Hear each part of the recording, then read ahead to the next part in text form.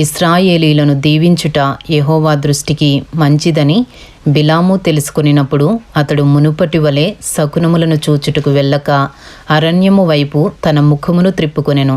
బిలాము కన్నులెత్తి ఇశ్రాయేలీలు తమ తమ గోత్రముల చొప్పున దిగియుండుట చూచినప్పుడు దేవుని ఆత్మ అతని మీదికి వచ్చెను.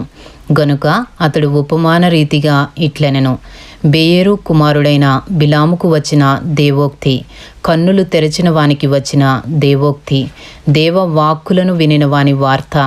అతడు పరవశుడై కన్నులు తెరిచినవాడై సర్వశక్తుని దర్శనము పొందెను. యాకోబు నీ గుడారములు, ఇశ్రాయేలు నీ నివాస స్థలములు ఎంతో రమ్యమైనవి.